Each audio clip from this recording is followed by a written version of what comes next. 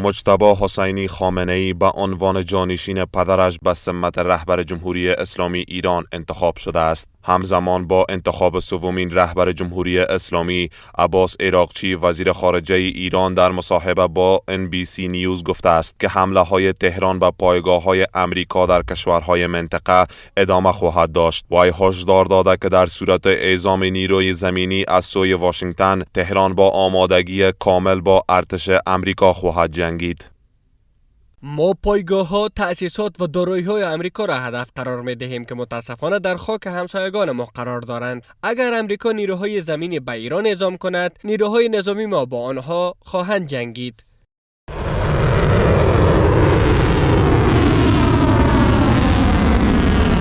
همزمان سپاه پاسداران از آغاز موج سیوم عملیات وعده صادق چهار به اسرائیل و کشورهای دیگر در خاورمیانه خبر داد. در همین حال منابع گزارش دادند که پایگاه پشتیبانی لوجستیک امریکا در نزدیکی فرودگاه بغداد مورد حمله‌های موشکی ارتش ایران قرار گرفته است. همچنان حزب الله لبنان مناطق اشغالی اسرائیل را موشکباران کرده است. محمد باقر قالیباف، رئیس مجلس شورای اسلامی ایران، در مصاحبه با خبرگزاری ایرانی هشدار داده که حمله سرسخت به ایران و اسرائیل در حال انجام است تا دیگر فکر حمله به ایران را نداشته باشد.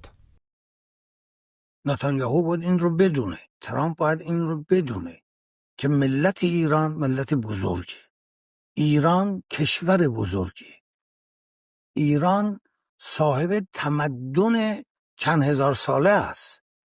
فکر نکنه که میتونه مثل اون کشورهای دیگه‌ای که با یک تهدید، با یک حمله، با یک تو این کارهایی که با بقیه کرده با ایران میتونه. ما با حرکت، یعنی ما در اون چرخشی و در اون لوپی که او برای بقیه درست کرده، صلح جنگ که به اهدافش برسه، این بازی با ایران امکان ناپذیره. ما در این جنگ درسی رو به رژیم صهیونیستی به فضل الهی، به کمک نصرت الهی و به همت و غیرت این ملت و فرهنگ اصیل ایرانیمون و اسلامیمون نشون خواهیم داد که دیگه ایران کشوری نیست. یعنی ما تضمین کنیم که در واقع خودمون اونها به فکر تجاوز مجدد به ما نیفتن. از سوی دیگر، نوارهای دیداری منتشر شده در صفحه‌های اجتماعی نشان می‌دهند که اسرائیل شهرهای گوناگون ایران را هدف قرار داده است. وزیر جنگ ایالات متحده اما میگوید که واشنگتن در درگیری با ایران برای پیروزی می‌جنگد. وی تاکید کرد که جمهوری اسلامی جز تسلیم شدن راه ندارند.